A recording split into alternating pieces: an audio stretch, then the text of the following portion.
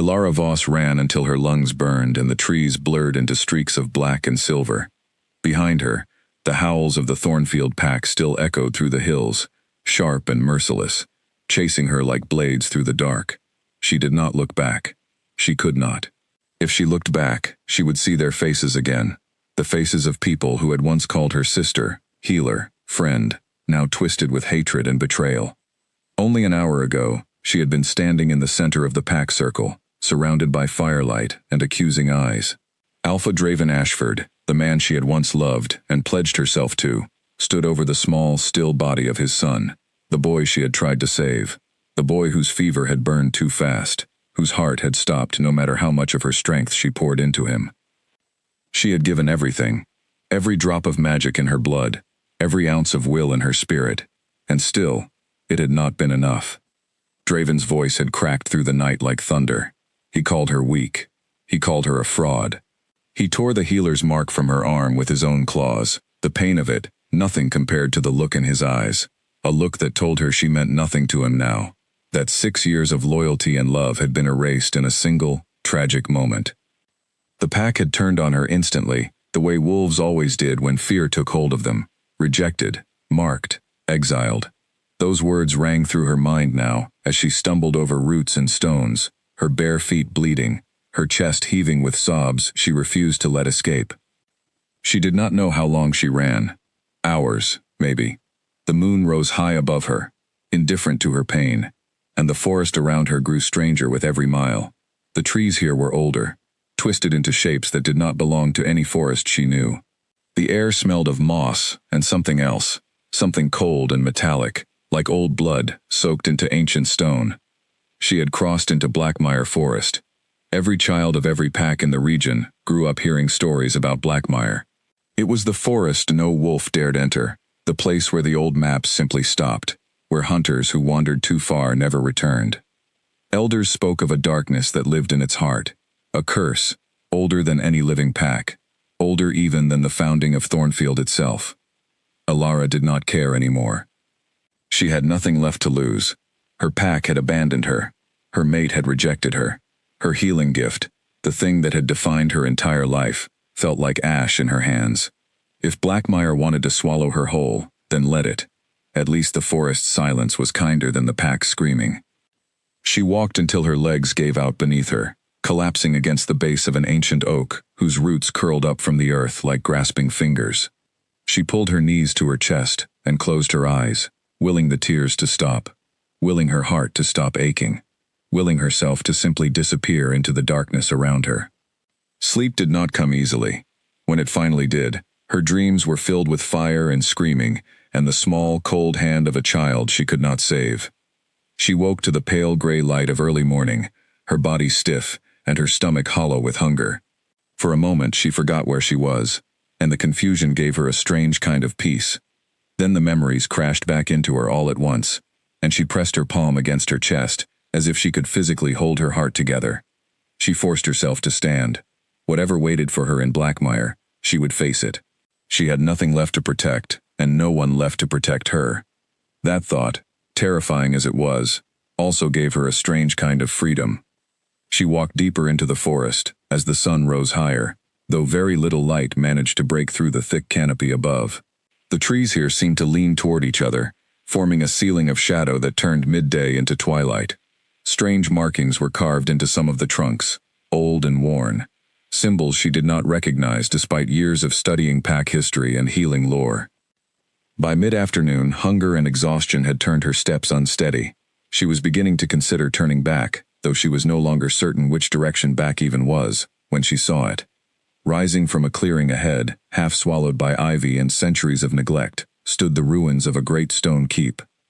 Towers that had once reached toward the sky now stood broken and crumbling, their tops shattered like the ends of snapped bones. A wall, tall and thick, wrapped around the structure, though large sections of it had collapsed into piles of rubble, overgrown with black moss. Ilara stood at the edge of the clearing for a long moment, staring at the ruins. Something about the place made the hair on her arms rise. It was not simply the eerie stillness of it, or the way even the birds seemed to avoid flying over its broken towers. It was something deeper, something she felt in the marrow of her bones, a pull she could not explain and did not trust. Her instincts, sharpened by years of healing work and years of pack life, screamed at her to turn away. But her body was failing her. She needed shelter. She needed rest. And whatever secrets this ruin held could not possibly be worse than what she had already survived. She crossed the clearing and stepped through a gap in the crumbling outer wall. Inside, the silence deepened, pressing against her ears like something physical. The courtyard was littered with broken stone and fallen statues, their faces worn smooth by time and weather, though she could still make out the shapes of soldiers, kings, and creatures she did not recognize. Vines crawled over everything, wrapping around toppled columns and half-buried archways, as if the forest itself was trying to erase every trace that this place had ever mattered. She moved carefully through the ruins, searching for a place dry enough to rest. The main hall, though roofless in places, still had walls sturdy enough to block most of the wind. She made her way toward it, stepping over broken stone and scattered debris. That was when she heard it. A sound, faint and strange, drifted from somewhere deep within the ruins. At first she thought it was the wind moving through broken stone, but as she listened, she realized it had a rhythm to it, almost like breathing, slow, labored, alive. Every healer instinct in her body pulled her toward the sound before her mind had even finished processing what it meant. Someone, or something, was alive in this forsaken place. She followed the sound down a narrow staircase that descended beneath the main hall, her hand trailing along the cold stone wall to guide her in the dim light. The air grew colder with every step, and the strange metallic smell she had noticed earlier grew stronger, mixing now with something else, something like old magic left to rot. At the bottom of the stairs, she found a chamber unlike anything she had ever seen. The walls were covered in carved symbols, similar to the ones on the trees outside, but far more intricate, glowing faintly with a dim, pulsing light the color of dying embers. In the center of the chamber stood a massive stone altar, and chained to it, barely visible in the low light, was the source of the breathing sound. Ilara's breath caught in her throat. A man lay bound to the altar by heavy iron chains wrapped in the same glowing symbols that covered the walls. His body was scarred, his skin pale, as though he had not seen sunlight in centuries, yet the muscles beneath that scarred skin suggested immense, terrible strength. His dark hair fell over a face carved from hard, aristocratic lines, a face that even in its current state of ruin carried an unmistakable air of command. He looked like he belonged in an old painting of ancient kings, not chained in the depths of a forgotten ruin. Ilara took a cautious step closer, her healer's instincts overriding every warning bell in her mind. She could see now that his chest rose and fell with shallow, labored breaths. He was alive, but barely. Wounds crossed his body, some old and scarred over, others strange and glowing faintly, with the same ember light as the symbols on the walls, as if his very body had become part of whatever dark magic bound him here. She had never seen anything like it in all her years of healing. Kneeling beside the altar, she reached out with trembling fingers, hesitating just above his skin. Every part of her training told her this was dangerous, that whatever curse held this man here had been placed for a reason, and that reasons like this were rarely kind. But another part of her, the part that had spent her entire life healing broken things, could not simply walk away and leave him to die in the dark. She thought of the pack that had cast her aside for failing to save one life. She thought of Draven's cold, furious eyes as he tore her healer's mark away. If she turned her back on this stranger now, she would be proving them right. She would be proving that she truly was broken beyond repair. She would not let that happen. Ilara closed her eyes and reached inward, searching for the healing magic that had felt so distant and lifeless since her exile. For a long, terrifying moment, she felt nothing, only the same hollow ache that had lived inside her since the night she failed to save that child. Then, slowly, deep beneath the grief and the guilt, she felt a spark. It was faint, barely more than an ember, but it was there. She pressed her palm against the stranger's chest, just above his heart, and let that ember catch fire. Warmth spread from her palm into his skin, and for the first time since she had entered the ruins, the strange symbols on the walls flickered brighter, responding to the surge of magic moving through the chamber. The man's breathing changed, growing deeper, steadier, as though her touch had reached something buried deep inside him. Alara did not know who this man was. She did not know what terrible history had led him to be chained in this forgotten place, wrapped in curses older than her own pack's history. She only knew that something inside her, something that had felt dead since the night of her exile, was awakening again. Whatever waited for her when this stranger opened his eyes, she was certain of one thing. Her life would never be the same again. She continued to pour her magic into him, through the long hours of the afternoon, watching as the deepest of his wounds began, slowly, to close. The symbols on the chains binding him pulsed erratically, as though fighting against the healing energy flowing into his body, and more than once Alara felt a cold resistance pushing back against her power, like invisible hands trying to pry her away from him. She did not stop. Sweat beaded on her forehead despite the chill of the underground chamber, and her arms began to shake with the effort of sustaining the healing for so long without rest or food. Still, something kept her there, kneeling beside a stranger she had never met, pouring the last of her strength into a body that radiated both danger and desperate need. As the light outside the ruins began to fade into evening, Alara finally felt something shift beneath her palm. The stranger's heartbeat, which had been faint and irregular when she first found him, steadied into a strong, powerful rhythm. His breathing deepened. The color slowly returned to his pale skin. She pulled her hand back, exhausted beyond anything she had felt in years, and studied his face in the dim ember light. Whoever he was, he had the look of someone who had once commanded great respect, perhaps even fear. There was a rigid strength in his features, even unconscious, that reminded her uncomfortably of the alphas she had known her entire life, though something about him felt older, heavier, as if the weight of centuries pressed down on his sleeping form. She should have been afraid. Every rational thought told her she should run, should leave this chamber and this cursed ruin behind, and find somewhere safe to rebuild whatever remained of her shattered life. Instead, she sat back against the cold stone wall, too exhausted to move, and watched him breathe. The chains around his wrists and ankles still held him fast to the altar, their glowing symbols now dimmer than before, as though her healing had weakened whatever power sustained them. She studied the markings more closely, tracing their patterns with tired eyes, trying to understand the nature of the curse that had trapped him here. Some of the symbols resembled old healing runes, twisted and corrupted into something darker. Others she did not recognize at all, ancient shapes that spoke of magic far older than anything practiced by her pack, or any pack she had ever heard of. Whatever bound this man here had been crafted with terrible skill, and even more terrible intent. As exhaustion finally pulled her toward sleep despite her best efforts to stay alert, one thought lingered in Alara's mind, a thought that felt less like a passing worry, and more like a warning, carved into her very bones. Whoever this man was, whatever crime or tragedy had led to his imprisonment in this forgotten place, waking him fully might unleash something far more dangerous than anything she had faced in her entire life. And yet, as sleep finally claimed her, curled against the cold stone floor beside the altar, Alara Voss did not regret her choice. For the first time since her exile, she felt something other than grief and shame. She felt purpose. Outside the ruins, the wind picked up, rattling through broken towers and shattered stone, carrying with it a low, distant howl that did not belong to any wolf of the Thornfield pack.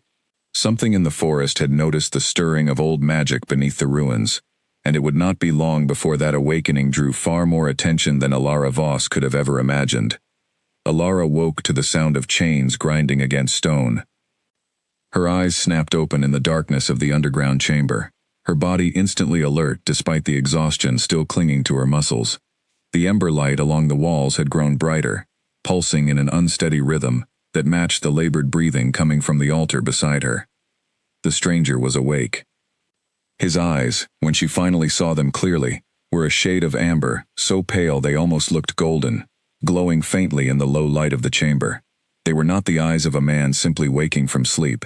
They were wild, unfocused, filled with a rage that seemed to come from somewhere far deeper than confusion or fear. He pulled against the chains binding him with a strength that should have been impossible for a body so recently healed.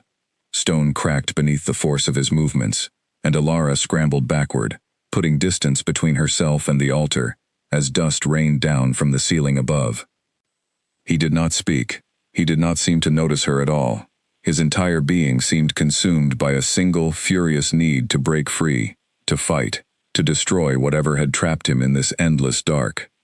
Ilara pressed herself against the far wall of the chamber, her heart hammering against her ribs. She had healed his body, but she realized now, with dawning horror, that she had done nothing to heal whatever had happened to his mind. Centuries of imprisonment, of pain, of isolation in the dark, had left something broken and feral behind those glowing amber eyes. The chains strained but held, at least for now, though the stone anchoring them to the altar was beginning to crack under the force of his struggle. She needed to leave. Every instinct screamed at her to run up the stairs, out of the ruins, back into the forest, and never look back. This was not her burden to carry. She had already given everything she had left to heal his body. She owed him nothing more.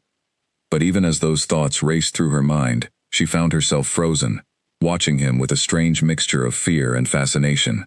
There was something achingly familiar in the way he fought against his restraints, something that reminded her of her own desperate flight through the forest just a day before. He was fighting for freedom, the same way she had fought to escape her own prison of shame and rejection.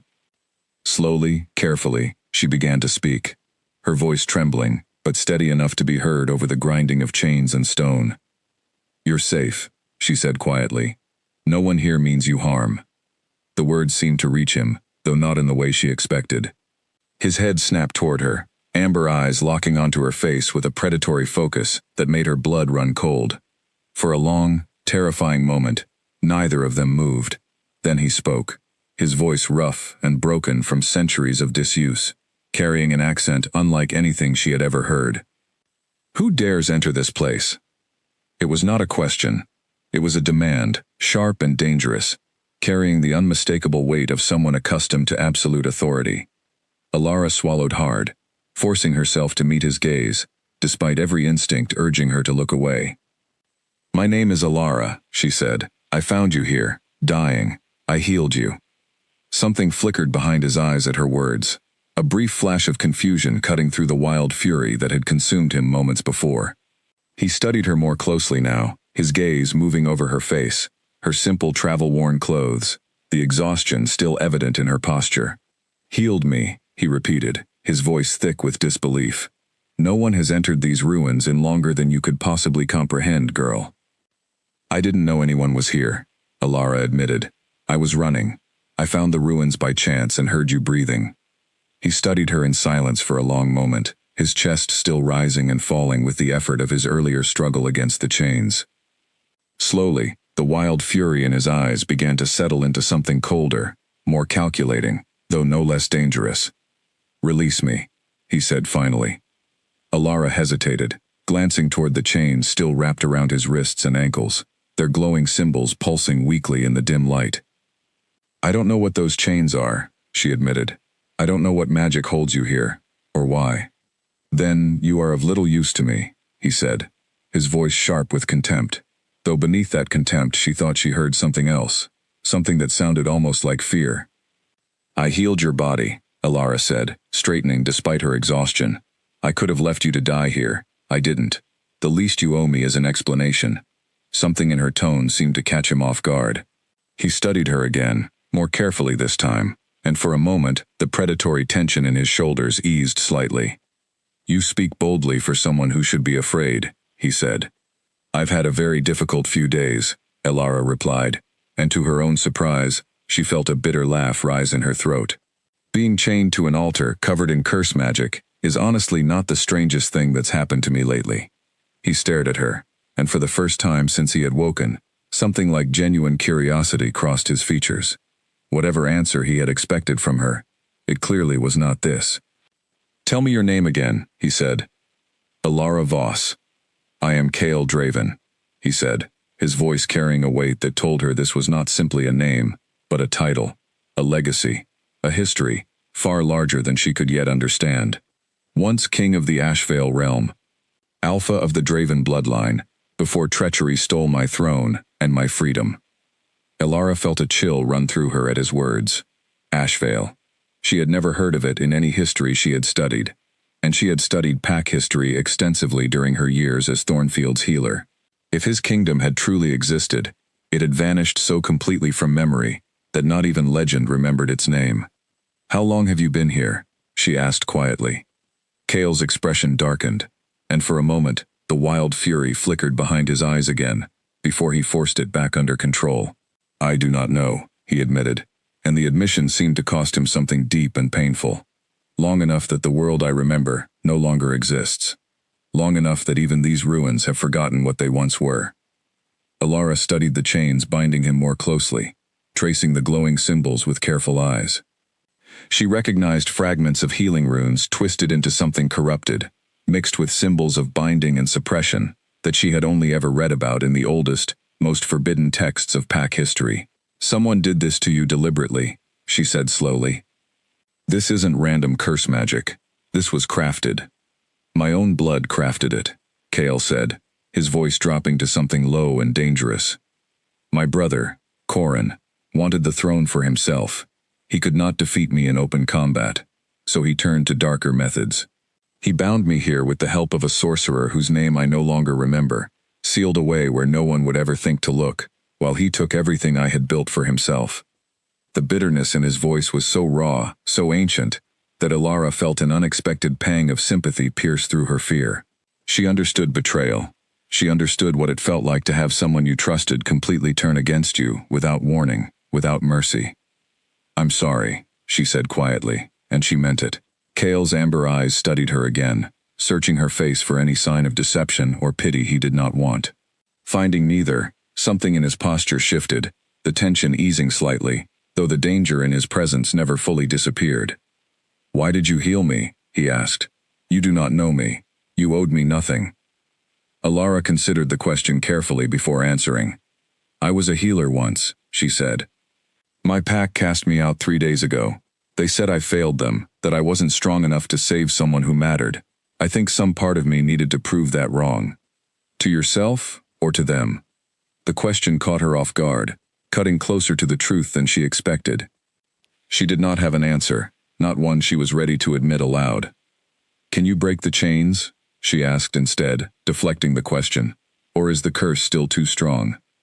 Cale tested his bonds again, more carefully this time, and though the chains groaned under the pressure, they held firm. Frustration flickered across his features, quickly suppressed beneath a mask of cold control that Alara suspected he had perfected over centuries of suffering. "The curse has many layers," he said. "You have broken the first, enough to wake me, enough to heal my body. But true freedom will require far more than a single healer's touch." "Then tell me what to do," Alara said, surprising herself with the certainty in her own voice. "Tell me how to break the rest." Cale studied her for a long moment, something unreadable passing behind his amber eyes. "You would help me," he said slowly. "A stranger who owes me nothing, against a curse that has held for centuries, and could easily kill you in the attempt." "I have nothing left to lose," Alara said simply. "My pack rejected me. My mate broke our bond, in front of everyone I once called family. I have no home, no purpose, nothing waiting for me beyond these ruins." Something shifted in Cale's expression at her words, a flicker of recognition, of shared understanding between two people who had both been discarded by those who should have protected them. "Then perhaps," he said quietly, "we are more alike than either of us realized." The chamber fell into a tense but strangely comfortable silence, as Alara considered the weight of what she was agreeing to. Breaking an ancient curse crafted by dark sorcery, freeing a man whose fury she had already witnessed firsthand, whose kingdom and history remained a mystery, even to himself. It was reckless. It was dangerous. It was also the first thing that had made her feel truly alive since the night she lost everything. "Where do we begin?" she asked. Cale's gaze moved to the symbols covering the walls of the chamber, ancient and glowing faintly in the dim light. "There are 3 seals," he said. "The first you have already broken, though you did not know it at the time. The second lies here, within these ruins, hidden somewhere my brother's sorcerer believed I would never find. The third," he paused, his jaw tightening, "the third lies within Ashvale itself, in the heart of the throne room where my brother now sits." "That sounds like exactly the kind of thing that gets people killed," Alara said. A ghost of something that might have been amusement flickered across Cale's scarred features, the first hint of anything other than fury or pain she had seen from him. "Then it is fortunate," he said, that you already claim to have nothing left to lose. Alara found herself almost smiling, despite the exhaustion and fear still coursing through her. There was something strangely steadying about his dark humor, something that reminded her that whatever centuries of suffering he had endured, some fragment of the man he had once been, still remained beneath the fury. "All right," she said, straightening her shoulders despite her exhaustion. "Tell me about the second seal." Cale's expression grew serious once more, the weight of centuries settling back over his features as he began to explain what she would need to face next, and Alara listened carefully, aware that whatever answer he gave would determine not only his fate, but her own as well. The second seal, Cale explained, was hidden somewhere beneath the ruins, in a lower chamber that even he had never seen with his own eyes. He knew of it only through fragments of memory, whispers overheard in the final moments before the sorcerer's magic had dragged him into centuries of darkness. "There is a chamber beneath this one," he said, his voice low and controlled, though Alara could sense the tension coiled beneath his words. "The sorcerer spoke of it before he sealed me here. A place designed to hold the second layer of the curse, protected by guardians crafted from the same dark magic that bound me to this altar." "Guardians," Alara repeated carefully. "As in, more than one." "Perhaps," Cale admitted. "I do not know precisely what awaits us. My memory of that final night is fractured, pieces lost to time and pain." Alara studied the chains still binding him to the stone altar, their glowing symbols pulsing weakly now, drained by whatever energy her healing had disrupted. "If I can't fully free you until we reach the third seal," she said slowly, "how exactly do you expect to help me face guardians in a hidden chamber?" Cale's jaw tightened, frustration flashing behind his amber eyes before he forced it back under control. "The chains bind my body to this altar," he said. "But my strength, at least, is no longer fully sealed. I can move, within limits. I simply cannot leave this chamber until the binding is broken entirely. So I go alone." It was not a question, but Cale answered anyway, his voice quieter now, almost reluctant. "I would not ask this of you if there were another way." Alara studied him for a long moment, weighing the wisdom of trusting a man whose fury she had witnessed firsthand only hours before, whose kingdom and history remained largely a mystery, even to himself. And yet, something about his reluctance, the genuine weight of concern beneath his controlled exterior, eased some of the fear still coiled in her chest. "Tell me everything you remember about the chamber," she said finally. "Every detail, no matter how small." Cale nodded, and for the next hour, he described what fragments of memory remained to him. A stairway, hidden behind a false wall somewhere in the ruins above.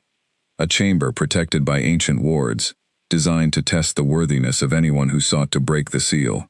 Guardians crafted not from flesh, but from stone and shadow, animated by dark magic, and bound to defend the seal against any intruder. By the time he finished, exhaustion had settled deep into Alara's bones, though a strange, nervous energy kept sleep at bay. She spent the remaining hours of darkness resting against the cold stone wall of the chamber, occasionally glancing toward Cale, who remained largely silent, his amber eyes fixed on some distant point she could not see. When morning light finally began to filter weakly through cracks in the ruins above, Alara rose, brushing dust from her worn clothing, and prepared herself for whatever waited in the hidden chamber. "Be careful," Cale said as she moved toward the stairs leading back to the main hall. There was something in his voice she had not expected, a note of genuine concern that surprised her more than she wanted to admit. "I will," she promised, and left him chained in the darkness of the chamber, setting out alone into the ruins above to search for a hidden stairway that might not even exist. The search took hours. Alara moved carefully through the crumbling halls and collapsed towers, running her hands along walls covered in centuries of moss and grime, searching for any hint of the false wall Cale had described. The ruins were vast, far larger than she had initially realized, with countless rooms and corridors branching off in directions that seemed to lead nowhere. She found the entrance almost by accident, in a small chamber near what might once have been a chapel, its walls decorated with faded carvings of wolves bowing before a throne. A section of the wall behind the throne carving felt different beneath her fingers, colder, and when she pressed against it, stone ground against stone, as a hidden doorway slowly opened, revealing a narrow stairway descending into darkness. Alara hesitated at the threshold, her heart pounding. Every rational instinct told her this was reckless beyond measure, that she should return to Kale and admit she could not do this alone. But she thought of the chains still binding him, of centuries of suffering he had endured at his brother's betrayal, and she thought of her own exile, her own desperate need to prove that she was not broken beyond repair. She stepped through the doorway. The stairway descended much further than she expected, the air growing colder and heavier with each step, until finally, she emerged into a vast underground chamber unlike anything she had seen in the ruins above. The walls here were carved with countless symbols, far more intricate than those in Kale's chamber, glowing with a cold blue light that cast eerie shadows across the stone floor. In the center of the chamber stood a stone pedestal, and atop it, a small crystal, pulsing with the same blue light as the walls around it. Elara recognized it instantly as the source of the second seal, though recognizing it did nothing to calm the dread building in her chest. She took a cautious step forward, and the moment her foot touched the chamber floor, the ground trembled beneath her. Stone guardians, exactly as Kale had described, rose from alcoves hidden along the chamber walls, their forms crafted from rough, jagged rock, animated by shadow and dark magic. 4 of them, each nearly twice her height, turned toward her with eyes that glowed the same cold blue as the crystal atop the pedestal. Alara's breath caught in her throat as the guardians began to move, their heavy stone footsteps echoing through the chamber like the tolling of some terrible bell. She had no weapon. She had no pack to call for aid, no Alpha's strength to draw upon, only her own healing magic, which had never been designed for combat of any kind. Panic threatened to overwhelm her, but she forced herself to breathe, to think, remembering every scrap of knowledge she had gathered over years of studying pack history and ancient lore. Guardians crafted from dark magic were not truly alive, not in the way living creatures were. They were bound by rules, by purpose, animated to test rather than simply destroy. If Kale's information was correct, they existed to judge worthiness, not merely to kill any who entered. "I'm not here to steal anything," Elara called out, her voice trembling despite her attempt at courage. "I'm here to break a curse that should never have been placed. A king was betrayed by his own blood. I only want to set right what was done wrong." The guardians paused, their glowing eyes fixed on her, with unsettling intensity, as though weighing the truth of her words. For a long, tense moment, nothing happened. Then, without warning, the nearest guardian lunged toward her, its massive stone fist swinging with enough force to shatter bone. Elara barely managed to throw herself aside, rolling across the cold stone floor, as the guardian's fist crashed into the ground where she had stood only a moment before, sending fragments of rock scattering across the chamber. Her heart hammered against her ribs as she scrambled to her feet, putting distance between herself and the guardians, now converging on her position. Whatever test this was, it seemed her words alone had not been enough to satisfy it. She thought quickly, desperately, searching her memory for anything that might help her survive this. Healers were not fighters, but they understood the body, understood weakness and vulnerability better than almost anyone. If these guardians were crafted from stone and shadow, perhaps they still had weaknesses rooted in the same ancient magic that had created them. She noticed, as she dodged another crushing blow, that the guardians' glowing blue eyes flickered whenever they moved too quickly, as though the shadow magic animating them struggled to keep pace with their stone forms. It was a small thing, but it was something. Elara pushed her exhausted body to its limits, weaving between the guardians' heavy attacks, searching for any opening she could use. Her healing magic pulsed faintly beneath her skin, and on instinct, she reached out with it, not to heal, but to disrupt, pushing a surge of raw energy toward the nearest guardian as it lunged toward her.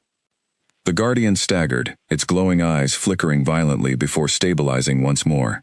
It was not enough to destroy it, but it confirmed something crucial. Her magic, though built for healing, could still affect the dark energy animating these creatures. She continued to dodge and weave, growing more confident with each passing moment, using small bursts of disruptive energy to stagger the guardians whenever they drew too close.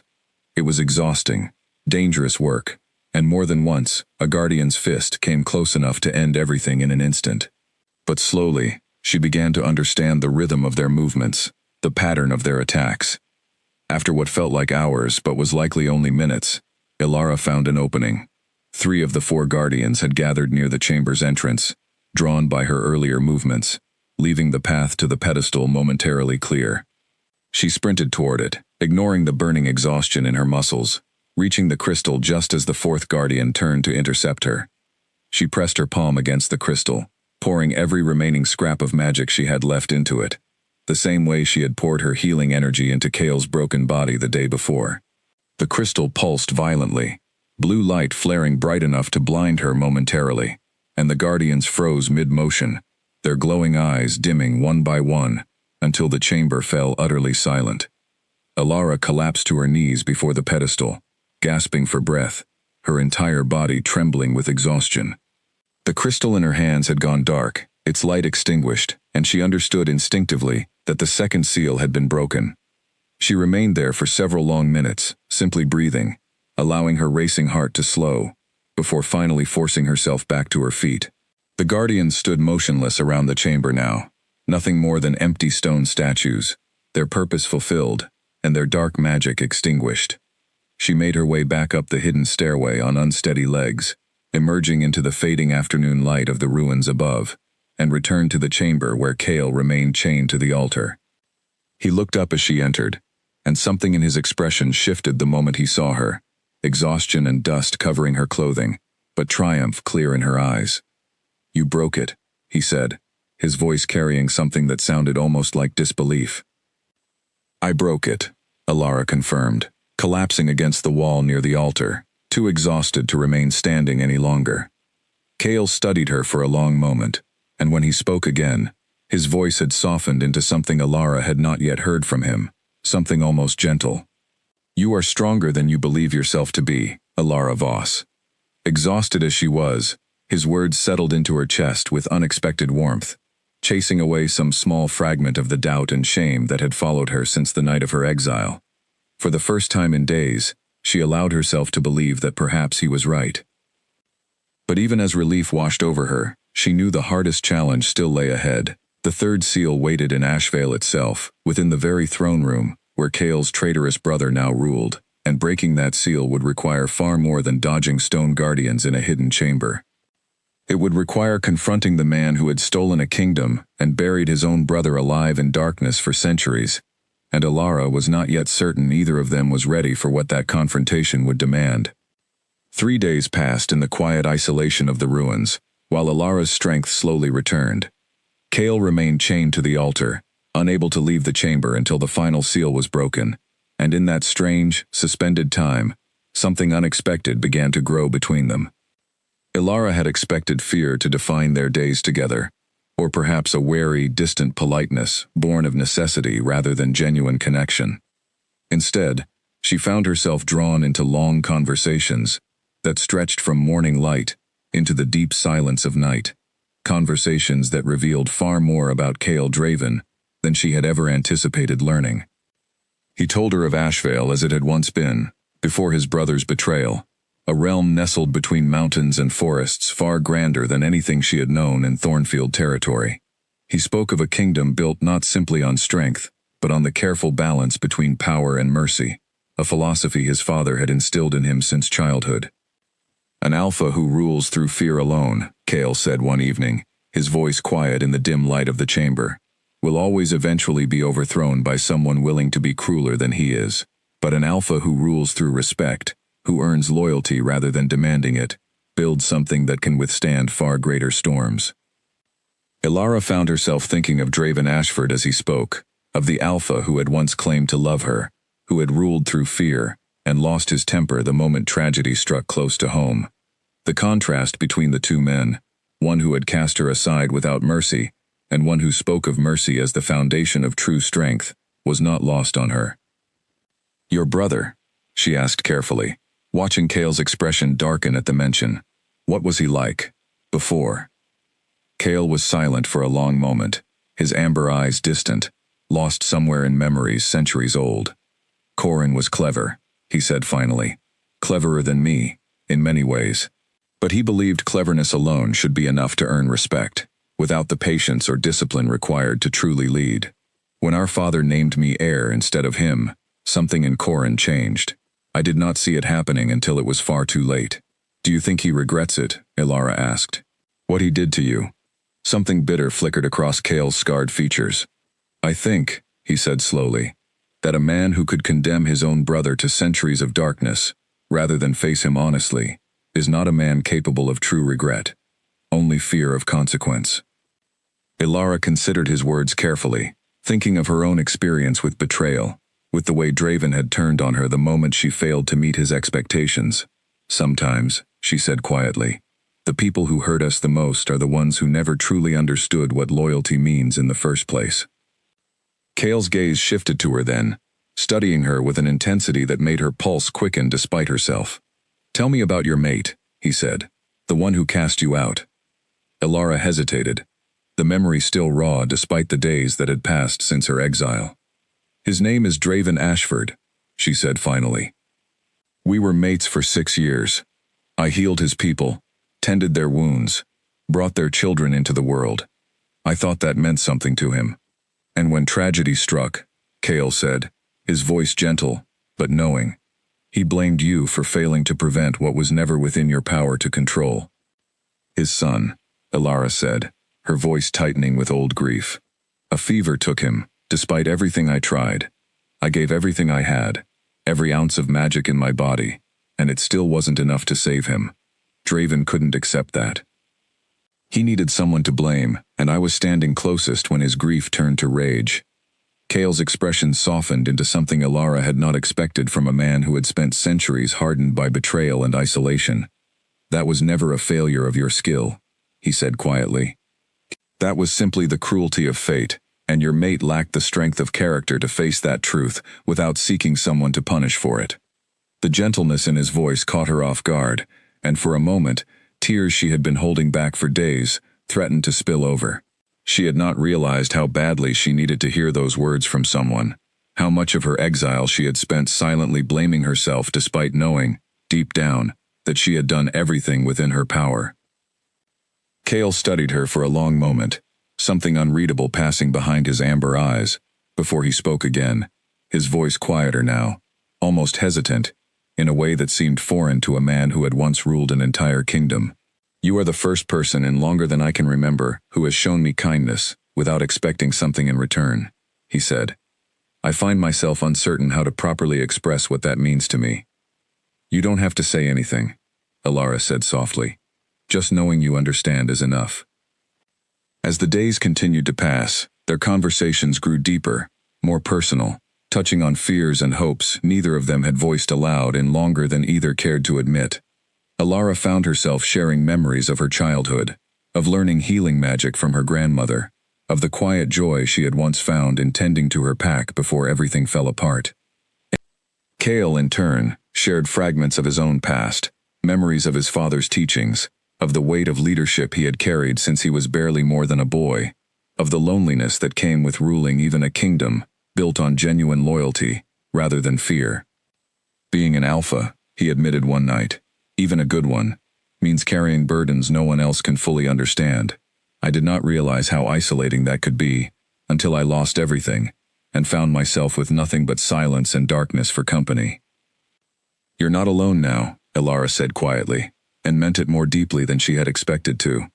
Something shifted in the air between them at her words, a tension that had been building slowly over the days they had spent together, subtle but undeniable.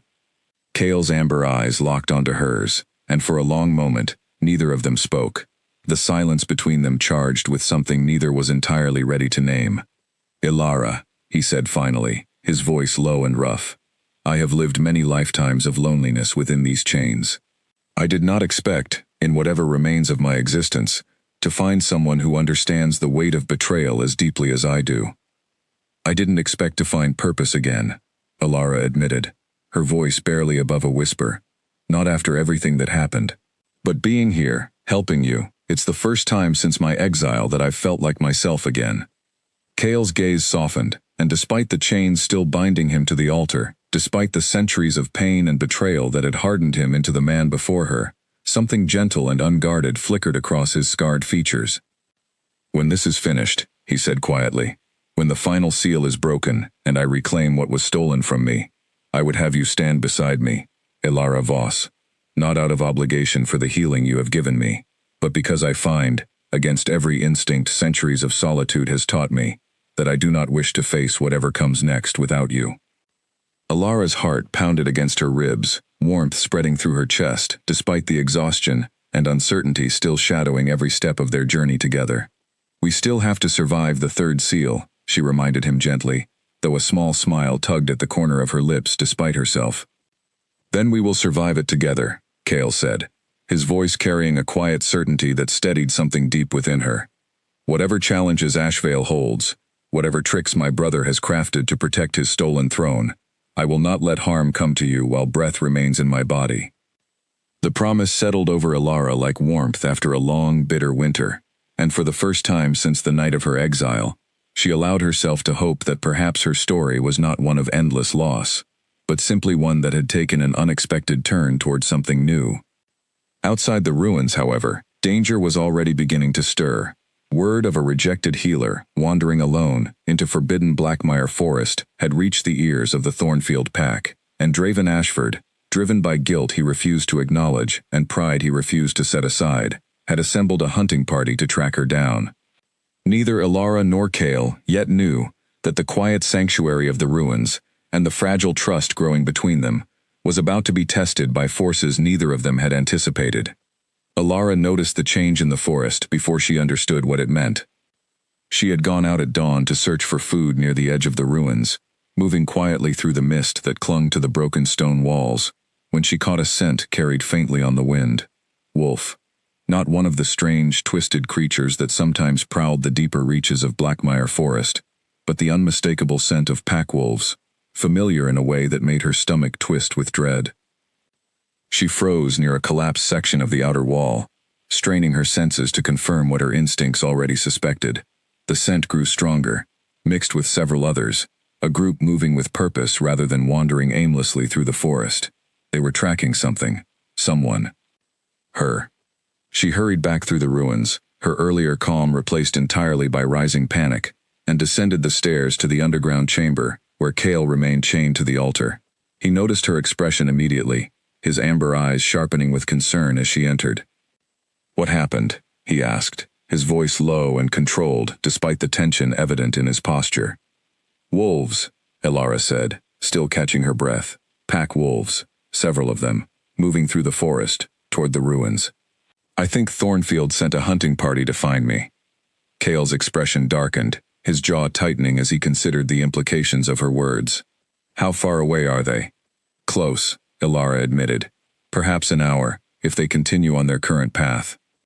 For a moment, neither of them spoke, the weight of the situation settling heavily over the chamber.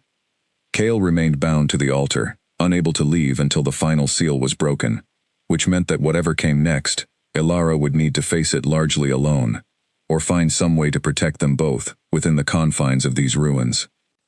"You should have told me sooner that this was a possibility," Cale said finally, though his tone carried more concern than accusation. "I didn't think they would come this far," Alara admitted. "Blackmire Forest is forbidden territory for a reason. I didn't think even Draven would be reckless enough to send hunters here." "Never underestimate what a man will do when guilt and pride combine within him," Cale said grimly. "I have seen it destroy kingdoms." Alara paced the small chamber, her mind racing through possibilities. She could not fight an entire hunting party alone, not with her magic still recovering from breaking the second seal days before. She could try to hide, but if the hunters were tracking her scent, hiding would only delay the inevitable, not prevent it. "Is there any way to speed up finding the third seal?" she asked. "If we could break your chains before they arrive, you could help me face them." Cale's expression grew troubled. "The third seal lies within Ashvale itself," he reminded her. "Even if we knew the exact path from here, the journey alone would take days, far longer than the hour we have before your hunters arrive." Alara's heart sank at his words, the weight of their situation pressing down on her with renewed urgency. She had known, somewhere in the back of her mind, that her exile would not simply be forgotten, that Draven's pride would not allow her to disappear quietly into the forest without consequence. She had simply hoped for more time before that reckoning arrived. "Then I need another plan," she said, forcing steadiness into her voice despite the fear coiling in her chest. "Alara." Cale's voice softened, though the urgency beneath it remained clear. Whatever happens, do not let them take you back to Thornfield. A pack that casts aside its own healer for a tragedy beyond her control will show you no mercy for defying their exile and venturing into forbidden territory. I know, Elara said quietly. I don't intend to go back. She spent the next several minutes searching the ruins above for anything that might help her, any advantage that could shift the odds in her favor. She found little beyond scattered debris and broken stone, until her eyes fell upon the narrow, winding passages carved into the ruins' foundation, remnants of old defensive structures built centuries before, to protect against exactly this kind of siege.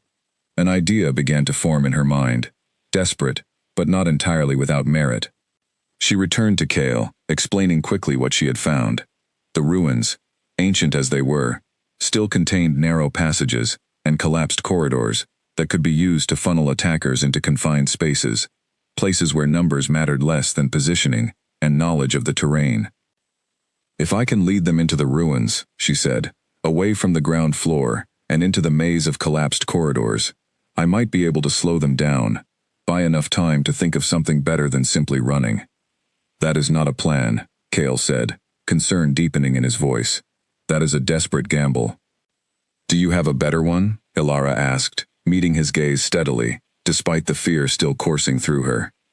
Cale was silent for a long moment, clearly wrestling with the helplessness of his position, chained to the altar, while the woman who had saved his life prepared to face danger alone. Finally he spoke, his voice carrying quiet resolve. Take this, he said, nodding toward a section of the ancient chain still coiled near the altar, a fragment that had broken away when Elara first disrupted the curse's power days before. It is not much, but forged with the strength of old magic, it may prove more useful as a weapon than anything else you might find in these ruins. Elara retrieved the heavy chain fragment, its weight surprising in her hands, and felt a small measure of confidence return at having something, anything, to defend herself with, beyond simple healing magic never designed for combat. Be careful, Cale said, as she prepared to leave the chamber once more, his amber eyes carrying a depth of concern that steadied something within her, despite the danger ahead. Whatever happens, know that you have already proven yourself stronger than any curse, or any pack's judgment could ever diminish. I'll come back, Elara promised, though even as she said the words, she was uncertain whether she could truly guarantee such a thing. She made her way back through the ruins, positioning herself near the outer wall, where she had first caught the hunter's scent, watching and waiting as the mist slowly began to burn away beneath the rising sun. It did not take long before she saw them, 4 wolves, emerging from the tree line, their forms shifting between wolf and human as they approached the ruins with cautious, deliberate steps. At the front of the group, unmistakable even in the dim morning light, stood Draven Ashford, his expression carrying none of the warmth she remembered from the early years of their bond, only cold determination and simmering anger. Elara stepped out from behind the crumbling wall, making herself visible, drawing their attention away from any deeper search of the ruins that might lead them toward the hidden chamber where Cale remained bound. Elara, Draven called out, his voice carrying across the clearing with the authority of an alpha, accustomed to obedience. You have violated the terms of your exile by remaining within our territory's borders. I'm not in Thornfield territory, Elara replied, forcing her voice to remain steady, despite the fear tightening in her chest. This is Blackmire Forest, forbidden land, according to your own pack's laws. Forbidden or not, Draven said, taking a step closer, you remain a danger to this pack's safety, as long as you draw breath within these lands. The elders have decided you cannot be permitted to wander free, spreading whatever bitterness you carry against us. I have no interest in Thornfield anymore, Elara said, holding her ground despite every instinct urging her to retreat.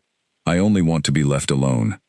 That is no longer your decision to make, Draven said coldly, gesturing to the wolves flanking him. You will return with us, one way or another. As the hunters began to advance, Elara took a slow step backward toward the ruins, her mind racing through the desperate plan she had formed only minutes before. Whatever happened next, she was determined not to let them find the chamber where Cale remained chained, vulnerable and unable to defend himself against the very pack that had once cast her aside without mercy. The confrontation that was about to unfold within the crumbling ruins of Ashvale's forgotten keep would test not only her physical strength, but every ounce of courage and determination she had rebuilt since the night of her exile, and the outcome would determine far more than simply her own fate. Elara backed through the gap in the outer wall, drawing the hunters deeper into the ruins exactly as she had planned. Draven followed without hesitation, his pride refusing to let her escape so easily, and the three wolves flanking him spread out to cut off any possible route of retreat. She led them through the crumbling courtyard, past toppled statues and broken columns, deliberately choosing a path that wound through the narrowest corridors of the ruins, places where the collapsed stone forced the hunters to move single file, rather than surrounding her all at once. "There is nowhere left for you to run," Draven called out, his voice echoing off the ancient stone walls. "These ruins offer no escape." Elara said nothing, continuing to retreat deeper into the maze of collapsed corridors, her heart pounding with each step. She recognized the danger of her plan, even as she executed it.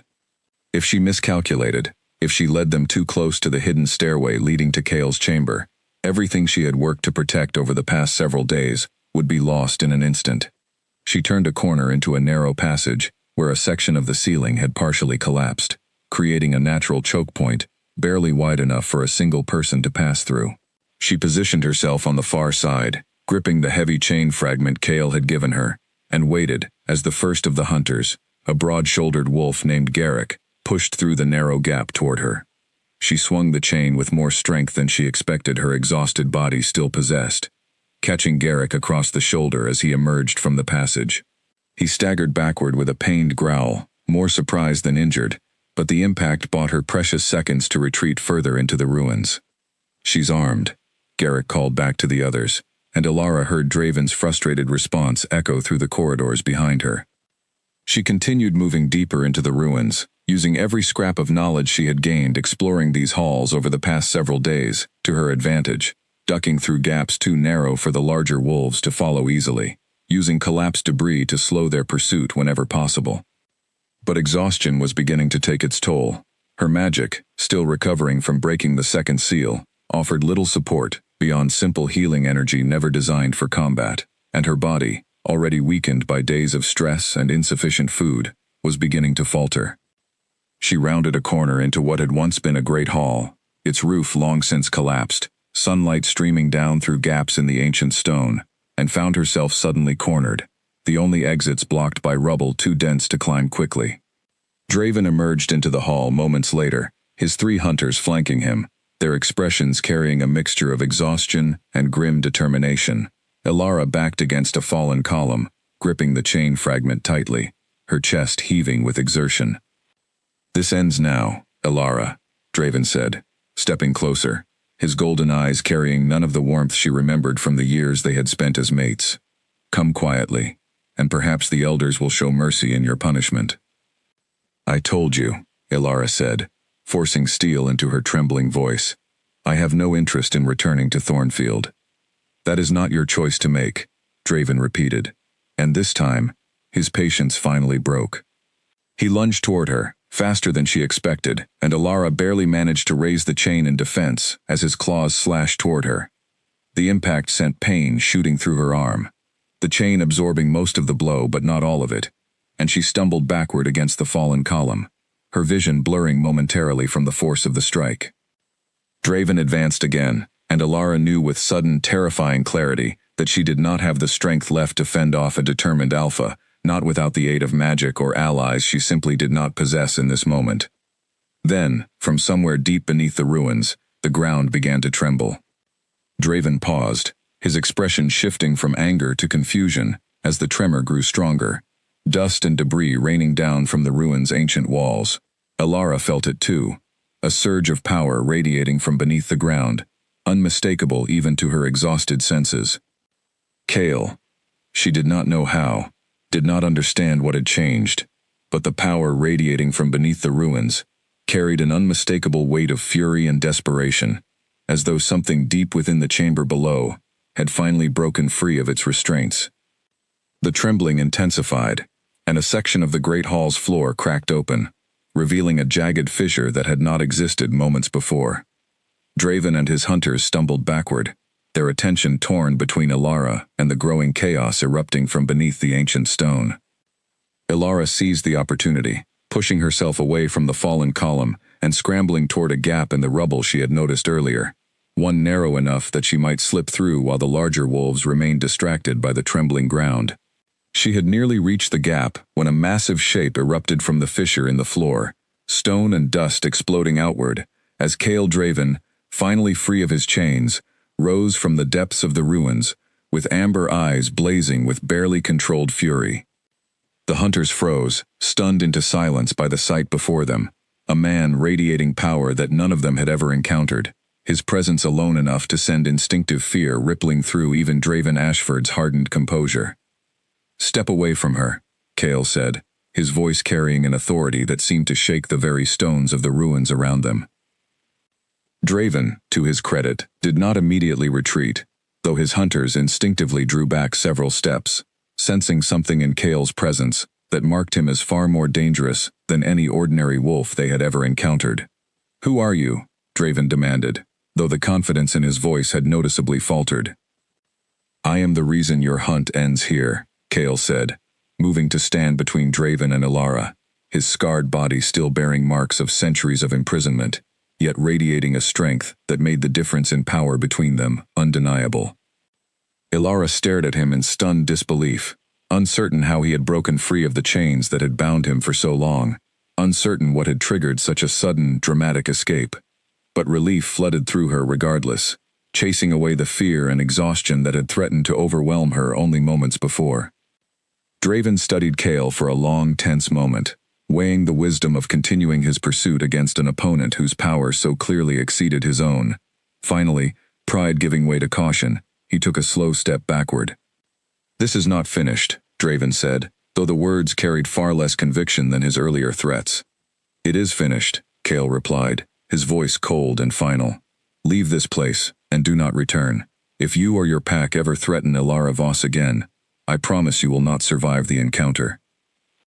Draven's jaw tightened with barely restrained anger, but the wisdom of survival ultimately won out over wounded pride.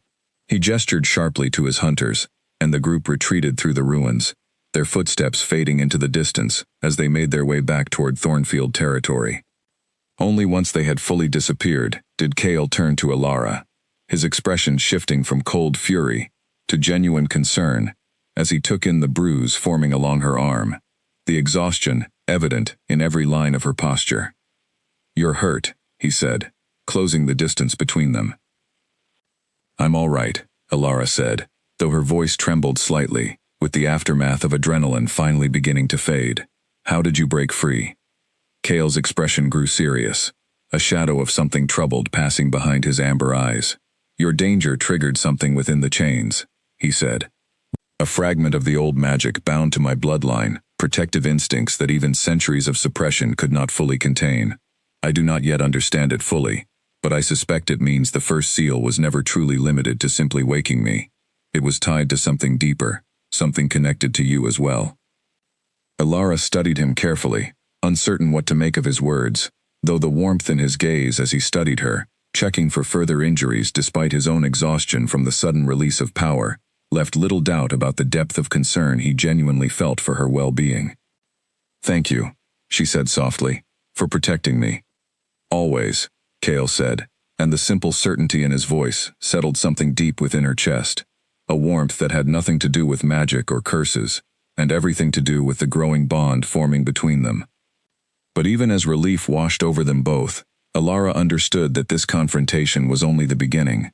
Draven's pride would not allow him to simply accept this defeat, and the true seat of Kael's power, his brother's stolen throne in Ashvale, still awaited them, holding challenges far more dangerous than anything they had yet faced together. With the chains finally broken and Draven's hunters driven away, Kael and Ilara spent a full day resting within the ruins, allowing their bodies time to recover from the exhaustion of battle and centuries of imprisonment respectively. It was during this quiet interval that Kael first told her the full truth of what awaited them on the journey ahead. "Ashvale lies 3 days' travel from here," he explained, tracing a rough map into the dust of the chamber floor, with a fragment of broken stone. "Through the northern reaches of Blackmire Forest, across the Silver Run River, and into the mountain valley where my kingdom once stood. And your brother?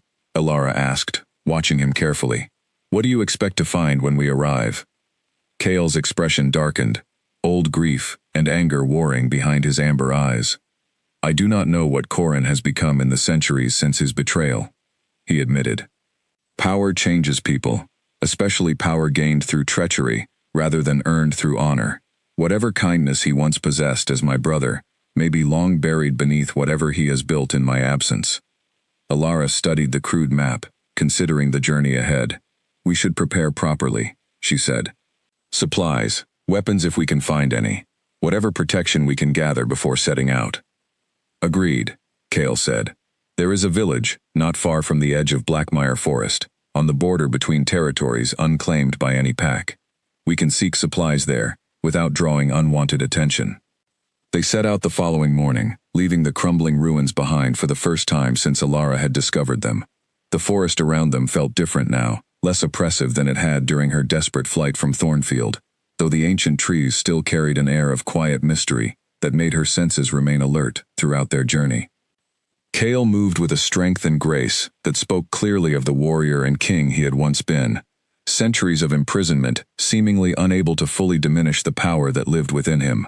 Elara found herself studying him as they walked, noting the way his amber eyes constantly scanned their surroundings, the careful, measured way he moved through unfamiliar territory, always positioning himself slightly ahead of her, as if instinctively placing himself between her and any potential danger. You don't have to protect me from everything, she said, as they paused near a small stream to refill their water skins. Cale glanced at her, something soft flickering behind his usual composed expression. Old habits, he admitted. As king, protecting those under my care was never simply duty, it was instinct, woven into who I am at the deepest level. I've spent most of my life protecting others too, Elara said quietly. As a healer, that's what I was trained to do from the time I was young. It's strange, having someone protect me in return.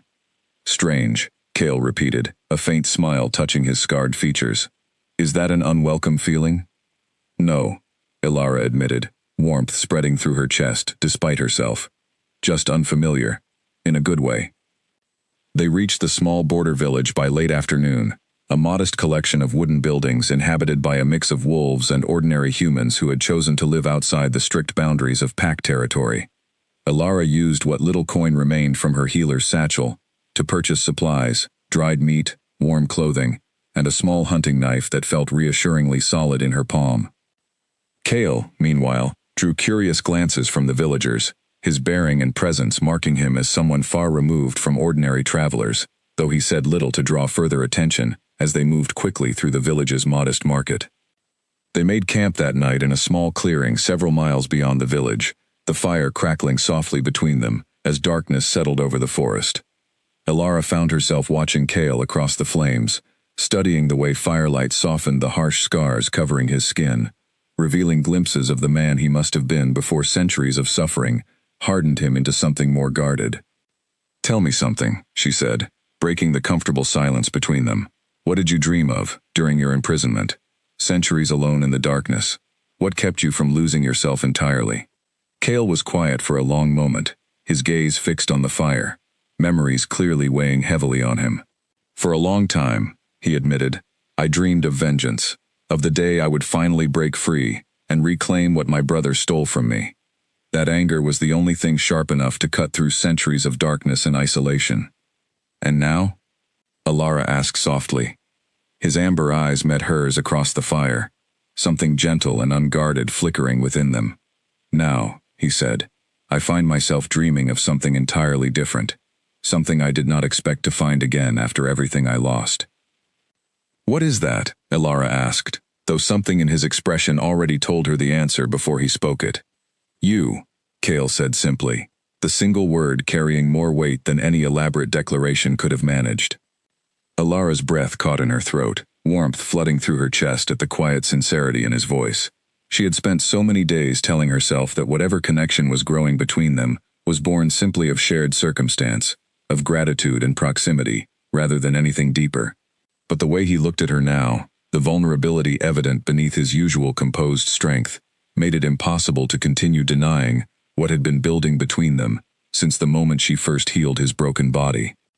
"Cale," she said softly, moving closer around the fire until she settled beside him, close enough that she could feel the warmth radiating from his skin. "I never expected to find anything real again after Draven rejected me. I thought that part of my life was finished." "And now?"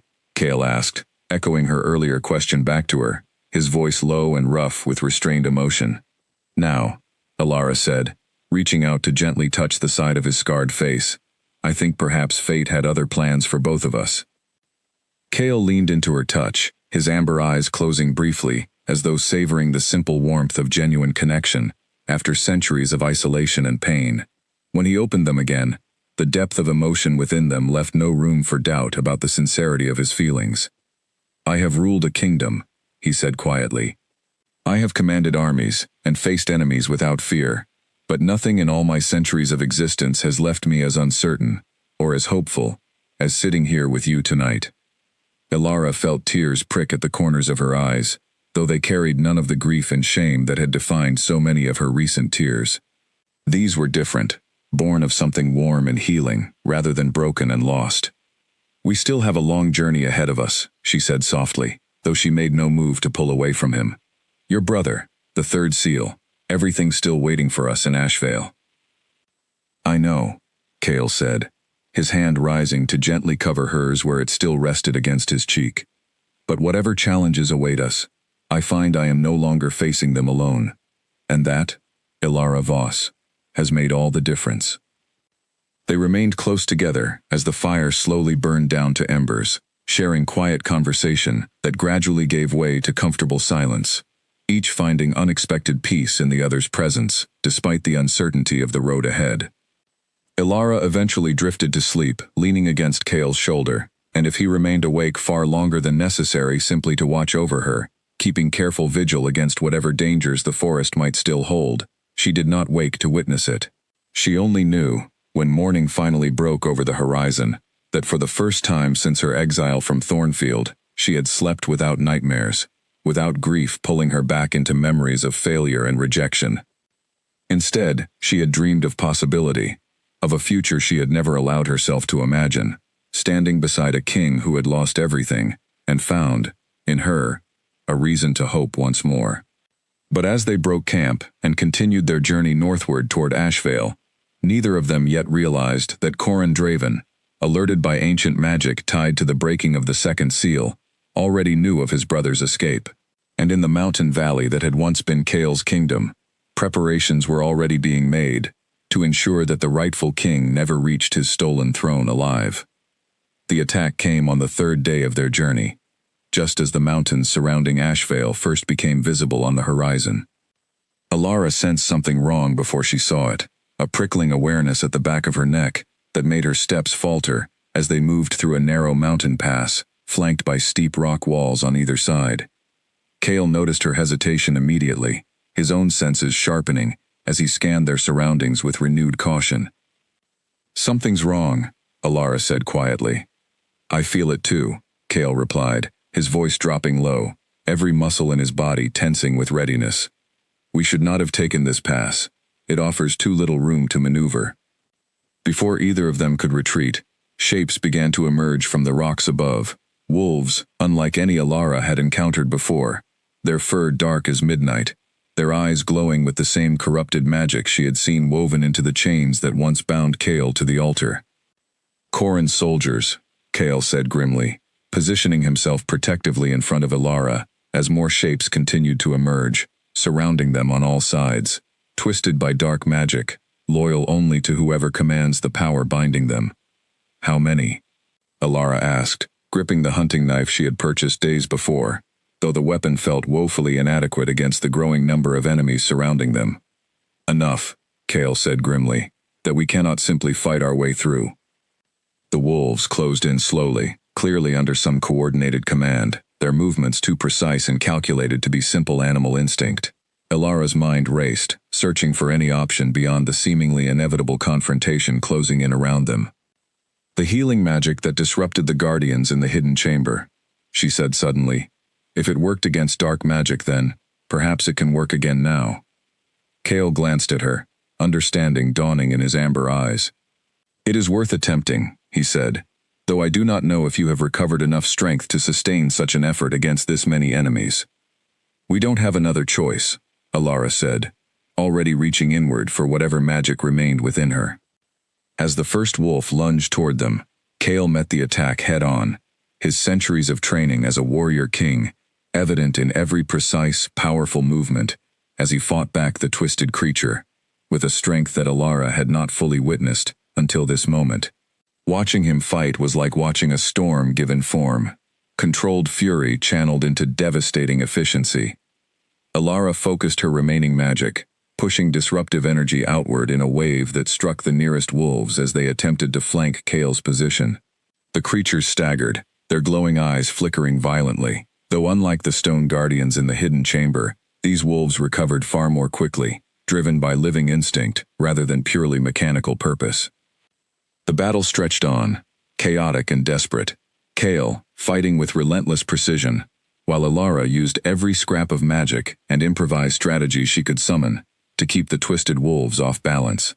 More than once, sharp claws came close enough to end everything in an instant, and only Kale's speed and her own quick reflexes kept them both alive through the opening moments of the ambush. Gradually, however, exhaustion began to take its toll on them both. Alara's magic, still not fully recovered from the battles at the ruins, began to falter, her disruptive bursts growing weaker with each attempt. Kale, though undeniably powerful, was still recovering from centuries of imprisonment, his stamina not yet fully restored to what it must once have been during his reign as king. "There are too many," Alara said between gasping breaths, backing against the rock wall as 3 more wolves circled toward her position. "Do not give up," Kale called out, though even his voice carried the strain of prolonged battle. "We have survived worse than this." As the twisted wolves closed in, seemingly ready to overwhelm them both through sheer numbers, a new sound echoed through the mountain pass, a deep, powerful howl that carried an authority even the corrupted creatures could not ignore. The wolves surrounding Alara hesitated, their glowing eyes turning toward the source of the sound with something that looked almost like fear. Kale's expression shifted to stunned disbelief as he too recognized the howl. "That cannot be," he murmured, even as figures began to emerge from the rocks above, wolves bearing the markings of an ancient bloodline Alara did not recognize, moving with disciplined precision that immediately shifted the balance of the battle. "Who are they?" Alara called out as the newcomers began engaging the twisted wolves, driving them back with coordinated efficiency that spoke of extensive training and unwavering loyalty. "Remnants," Kale said, wonder evident in his voice, despite the chaos still surrounding them. "Soldiers of my father's personal guard. I believed them all lost centuries ago." The battle turned quickly after the newcomers arrived, the corrupted wolves retreating into the surrounding mountains as their numbers dwindled under the combined assault. Within minutes, silence returned to the pass, broken only by heavy breathing and the distant sound of retreating enemies. A wolf shifted into human form before them, an older man with silver-streaked hair and eyes that widened with disbelief as he studied Kale's face. "My king," he said, his voice thick with emotion. "We believed you lost forever." "Commander Osric," Kale said, recognition and relief evident in his voice. "How is this possible? How have you survived all these years?" "We fled into the mountains the night Corrin took the throne," Osric explained, his expression grave. "We have lived in hiding ever since, waiting, hoping for some sign that your imprisonment might one day end. Word reached us that the ancient wards protecting Ashvale had weakened. We came to investigate and found ourselves in exactly the right place, at exactly the right moment." Kale's expression carried a complicated mixture of grief and gratitude as he studied the small group of soldiers who had remained loyal to his memory across centuries of exile and hardship. "Thank you," he said quietly, "for your loyalty, even when all hope seemed lost. We never stopped believing you would return, my king," Osric said firmly. "And now, with your return, perhaps Ashvale can finally be freed from Corrin's tyranny." Alara watched the exchange with quiet relief, exhaustion finally catching up with her now that the immediate danger had passed. Kale turned to her then, his expression softening as he took in her exhausted state, moving quickly to her side to ensure she remained steady on her feet. "You fought bravely," he said quietly, for her ears alone. "I could not have survived that ambush without you." "We survived it together," Alara replied, echoing his own words back to him from their conversation days before. Osric studied the exchange between them with quiet curiosity, though he said nothing beyond a respectful nod toward Alara. "We should move quickly," he said instead, addressing Cale. "If Corrin's soldiers were sent to intercept you here, he likely knows of your approach already. Time may no longer be on our side." Cale nodded grimly, his expression hardening with renewed determination as he turned his gaze toward the mountains ahead, toward the kingdom that awaited them both. "Then we will not waste what time remains," he said. "Ashvale has suffered under my brother's rule long enough. It is time to reclaim what was stolen." With Osric and the small band of loyal soldiers now joining their journey, Alara and Cale continued onward through the mountain pass, the sanctuary of hidden ruins and quiet conversations by firelight, now firmly behind them, replaced by the harsh reality of the confrontation that awaited them in the heart of Ashvale itself. The final seal, and the brother who had betrayed everything Cale once held dear, waited just beyond the next ridge, and neither of them could yet know what price that final confrontation would demand before their story reached its conclusion. Ashvale emerged from the mountain mist like a ghost from memory, its towers far grander and more intact than the crumbling ruins Alara had first discovered Cale within, though shadows of neglect and corrupted magic clung to every stone visible from the ridge where their small group paused to survey the kingdom below.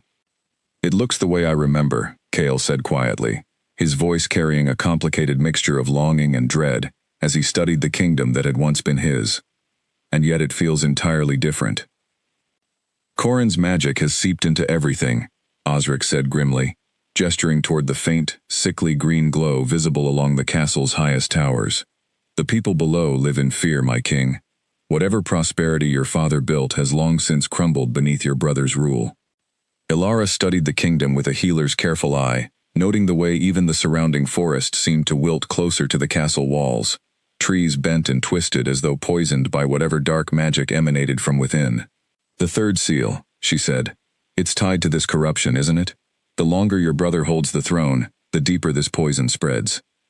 "Precisely," Cale confirmed. "Which means every day we delay costs Ashvale's people more suffering." They descended toward the kingdom, under cover of the fading evening light, Osric's soldiers scouting ahead to identify the safest path through patrols loyal to Corrin's rule.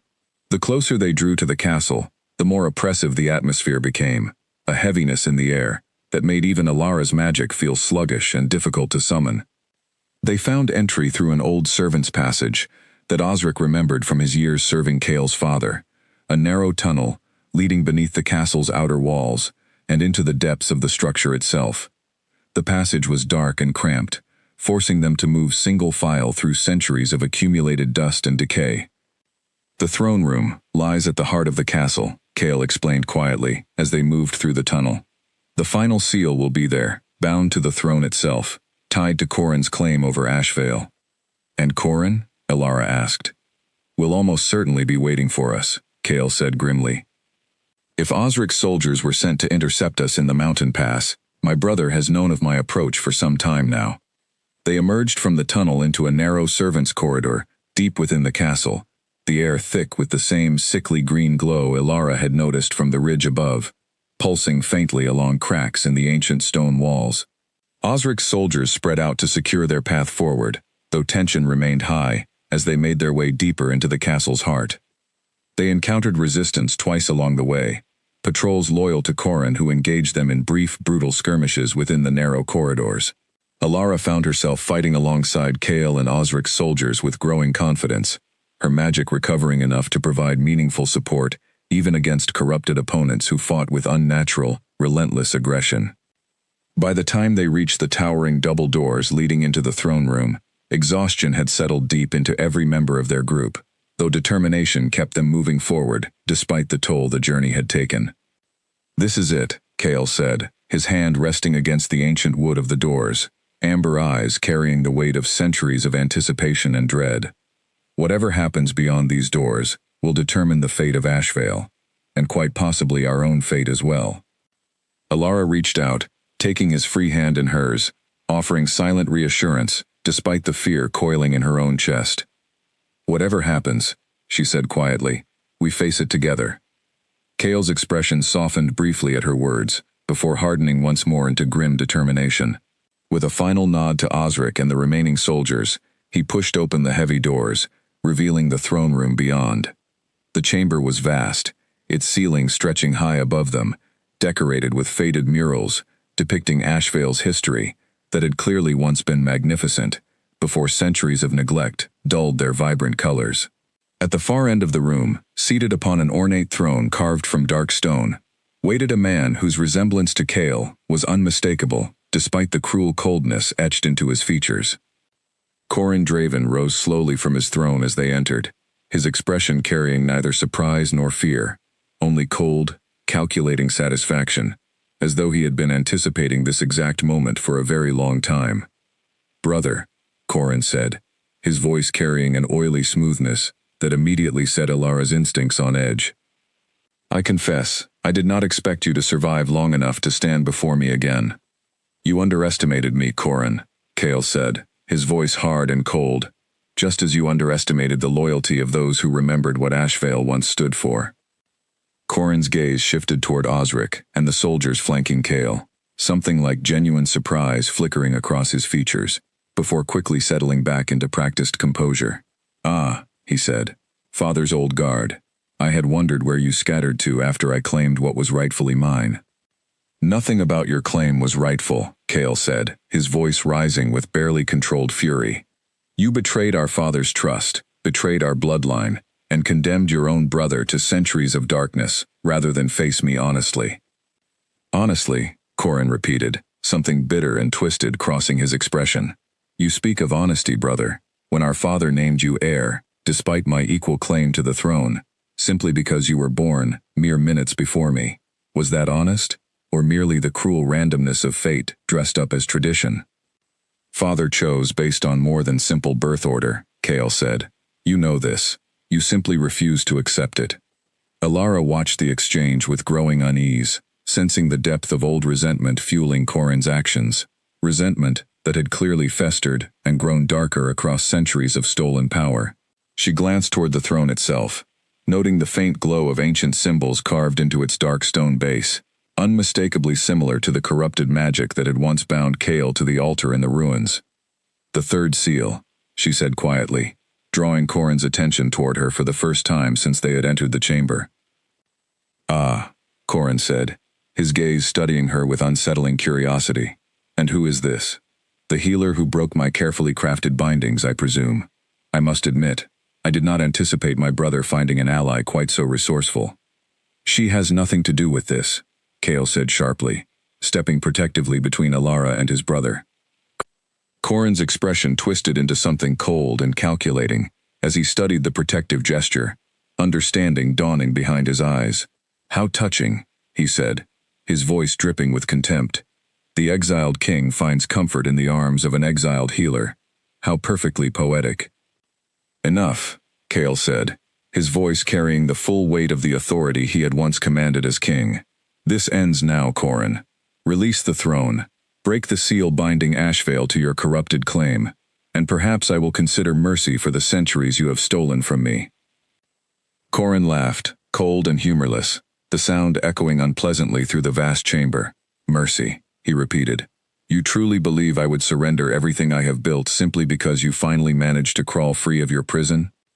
He raised his hand, and the ancient symbols carved into the throne's base flared to life with sickly green light, the same corrupted magic Alara had sensed, permeating the entire castle, now surging visibly through the chamber around them. "If I cannot rule Ashvale as its rightful king," Corin said, his voice carrying dark, terrible finality, "then perhaps it is time this kingdom, and everyone within it, simply ceases to exist entirely." The throne room trembled as Corin's dark magic surged outward, and Alara realized with dawning horror that whatever confrontation awaited them next would decide not simply Kael's fate, but the survival of an entire kingdom hanging desperately in the balance. The dark magic surged through the throne room like a living storm, cracks spreading across the ancient stone floor, as the sickly green light intensified around Corin's raised hand. Osric's soldiers moved instinctively to shield themselves, while Cale pushed Alara behind him, his own body tensing to absorb whatever attack his brother intended to unleash. "Corrin, stop this," Cale shouted over the growing roar of unleashed magic. "This power will destroy everything, including you." "Then we will fall together," Corrin replied, his eyes wild with centuries of buried resentment, finally breaking free of whatever restraint had contained it. "If I cannot rule, no one shall inherit the ashes of what remains." Alara watched in horror, as the corrupted magic began to spread beyond the throne room itself, tendrils of sickly light crawling along the walls, cracks widening as the very foundation of the castle groaned under the strain. She recognized, with the clarity of her healer's training, that this was not simply an attack. Corrin intended to unravel the seal entirely, unleashing whatever terrible power it contained, rather than allowing his brother to claim victory. "The throne," she called out to Cale. "He's breaking the final seal himself, but not to free it properly. He's shattering it." Cale's expression hardened with sudden understanding. "If the seal shatters uncontrolled," he said, "the magic binding Ashvale together will collapse entirely. The kingdom itself could be destroyed." "Then we stop him," Alara said, gripping her hunting knife despite knowing how inadequate a simple blade would be against magic of this magnitude. Cale moved first, charging toward his brother with the full force of his restored strength, and the two collided, in a clash that sent shockwaves rippling through the throne room. Corrin, despite centuries of stolen power, found himself matched blow for blow by a brother whose fury had been tempered by loss rather than simple resentment, and their battle became a devastating display of raw strength and desperate determination. Alara turned her attention to the throne itself, understanding instinctively that stopping Corrin alone would not be enough. The seal was already fracturing, sickly green light spilling from the cracks in the ancient stone, and if she did not find some way to stabilize it, the entire castle might collapse regardless of who won the brothers' fight. She pressed her palms against the throne's base, ignoring the searing pain that immediately shot through her arms as the corrupted magic recognized her healing energy as a threat. Unlike the guardians in the hidden chamber, this magic was not simply mechanical. It was alive with malice, centuries of Corrin's bitterness woven directly into its very structure. "Alara, get back," Cale shouted, catching sight of what she was attempting, even as he continued fending off his brother's increasingly desperate attacks. "I can stabilize it," Alara called back, gritting her teeth against the pain. "But I need time." Osric, understanding the urgency in her voice, rallied the remaining soldiers to provide what protection they could, forming a defensive barrier around her position, while she poured every remaining scrap of magic into containing the fracturing seal.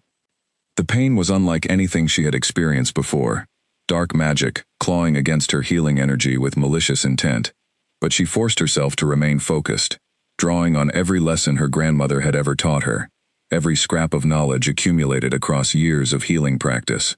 This was simply another wound to close, another broken thing to mend, regardless of how much larger and more dangerous this particular wound happened to be.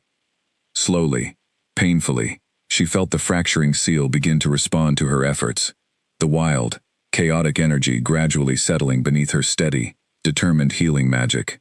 It was not enough to fully repair what Corrin had begun to destroy, but it was enough to slow the collapse, buying precious time for whatever resolution awaited the brothers' desperate battle. Across the chamber, Cale finally found an opening in his brother's increasingly frantic assault, driven not by superior strength alone, but by the clarity of purpose that came from fighting to protect something greater than personal vengeance. He disarmed Corrin with a powerful strike, sending him sprawling across the cracked stone floor, and stood over his fallen brother, with amber eyes blazing with centuries of restrained fury finally given voice. "It's over, Corrin," Cale said, his voice carrying deep, exhausted finality. "Surrender, and end this before more lives are lost." Corrin stared up at his brother, something desperate and broken flickering behind his eyes, as the weight of his failed rebellion finally settled over him. For a long, tense moment, silence stretched between them, broken only by Alara's continued efforts to stabilize the fracturing seal nearby. "I never wanted this," Corrin said finally, his voice smaller than Alara had yet heard it, stripped of its earlier venom and bitterness. "I only wanted Father to see me as equally worthy. I never intended for it to come to this." Then let it end here, Cale said, his voice softening slightly, despite everything his brother had done. Release your claim over the seal. Let me restore what was broken, and face whatever judgment is fair for the suffering you have caused. Corrin's gaze shifted toward Alara, still working desperately to contain the fracturing magic, sweat and strain evident across her exhausted features. Something in his expression shifted, old bitterness giving way to something that looked almost like genuine remorse. Very well, he said quietly, and with visible effort, released whatever remaining hold he maintained over the corrupted magic bound to the throne. The moment his control released, Alara felt the wild energy beneath her palms shift entirely, the malicious intent driving it fading away, leaving only the raw, ancient power of the original seal, now finally free to be properly restored rather than fought against. She poured the last of her strength into completing the healing, and slowly, the sickly green light faded from the throne room entirely, replaced by a warm, golden glow that spread outward through the castle, like sunlight breaking through storm clouds. The trembling ground stilled. The cracks spreading across the ancient stone began, impossibly, to knit back together, the castle's very foundation, healing alongside the seal itself. Alara collapsed backward, utterly spent, and Cale was at her side in an instant, catching her before she could fall, his amber eyes filled with worry, despite the victory they had just achieved. Alara, he said urgently, cradling her against his chest, stay with me. I'm all right, she whispered, exhaustion heavy in her voice, though a small, triumphant smile touched her lips, despite everything. The seal is restored. Ashvale is safe. Cale held her close, relief and gratitude evident in every line of his exhausted features, while Osric and the remaining soldiers secured Corrin, who offered no further resistance, his earlier fury replaced entirely by weary resignation. In the days that followed, Ashvale slowly began to heal alongside its restored seal. The sickly corruption that had plagued the kingdom for centuries faded from its walls and surrounding forests, and word spread quickly among the scattered remnants of Cale's former subjects that their true king had finally returned. Villagers who had lived in fear under Corrin's rule emerged cautiously at first, then with growing hope, to welcome back the bloodline they had believed lost forever. Corrin, in the end, was not executed for his centuries of betrayal, though Cale's judgment was far from lenient. He was stripped of any claim to power and confined under careful watch, given the opportunity, however slim, to eventually earn some measure of redemption for the suffering his actions had caused. Alara remained by Cale's side throughout the kingdom's slow recovery, her healing magic proving invaluable as she helped tend to villagers still recovering from years of hardship under Corrin's corrupted rule. She found, in the grateful faces of those she healed, a purpose and belonging that Thornfield's rejection had once convinced her she would never feel again. On a clear evening several weeks after the confrontation in the throne room, Cale found her standing on a balcony overlooking Ashvale's slowly healing valley, the golden light of sunset casting long shadows across mountains that had once again begun to flourish with life. You saved this kingdom, he said quietly, coming to stand beside her, not simply by breaking the seals, but by reminding me what true strength looks like, not vengeance, not fear, but compassion and unwavering determination. We saved it together, Alara replied, echoing words that had become something of a quiet promise between them over the weeks of their journey and its aftermath. Cale turned to face her fully, his expression carrying a depth of emotion that made her heart swell with warmth. Alara Voss, he said, his voice steady, despite the vulnerability evident beneath his words. You arrived in my life as a stranger who owed me nothing, and yet you gave me everything. My freedom, my kingdom, and hope I believed I had lost forever, centuries ago. Cale, she began, but he gently pressed a finger to her lips, silencing her with tender warmth in his amber eyes. I am asking you, he continued, not as the healer who saved a broken king, but as the woman I have come to love more deeply than I ever believed myself capable of loving again, to remain by my side. Not simply as an advisor or a healer, but as my equal, my mate, and my queen. Tears filled Alara's eyes, though unlike so many tears she had shed since her exile from Thornfield, these carried nothing but overwhelming joy and gratitude. She thought of the broken, rejected healer who had stumbled into Blackmire Forest with nothing left to lose, and marveled at how far that journey had carried her. "Yes," she said softly, her voice carrying quiet, unwavering certainty. "I will stand beside you, Kael Draven, for as long as you will have me." As the sun set fully behind Ashvale's healing mountains, Kael pulled her into a gentle embrace, and Alara finally allowed herself to fully release the grief and shame that had once defined her exile, replacing it entirely with hope for the future, stretching ahead of them both. The broken healer, once rejected and cast aside, had found not only her own healing in that ancient cursed keep, but had helped restore an entire kingdom, and in doing so, had discovered a love and purpose more profound than anything she had known before. Ashvale's story, and the story of its healer queen, was only just beginning.